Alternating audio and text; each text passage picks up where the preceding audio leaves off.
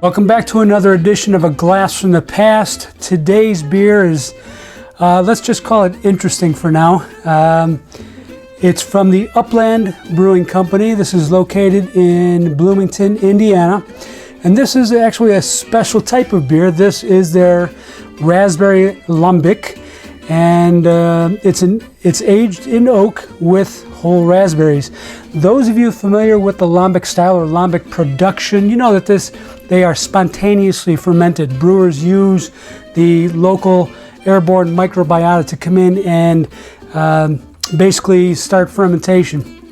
Upland Brewing is no different.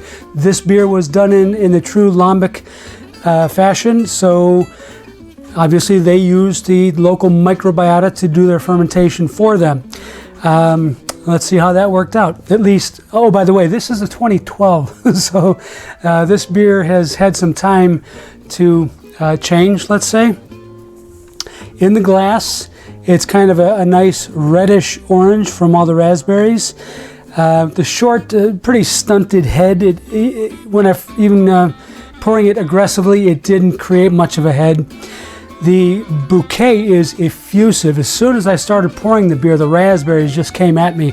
So that part is held up very well. The true raspberry character of this beer is intact, and that's a good thing.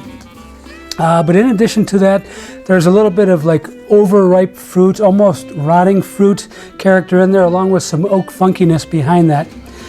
The palate is an odd melange of tart raspberry, rhubarb, pickle brine, and just a hint of butyric acid. And for those of you who are not familiar with butyric acid, that's a nice scientific way of saying baby vomit. Yeah, so there's some unpleasant things going on in here as well. The acidity in the beer is not overwhelming, but it's not particularly pleasant either. The finish is still fruit-filled, but not in a way that's conducive to enjoyment. I didn't really want to drink a lot of this as I was sampling it, and I'm not crazy about it at the moment either. The mouthfeel is watery and lacking in cleansing carbonation, and I think that alone kind of hurts this beer. Had there been some carbonation, just something to help clear the palate, help it out in some way.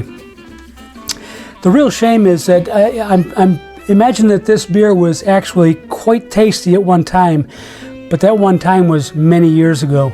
As I mentioned, this is a 2012, and it's, now 9 years old.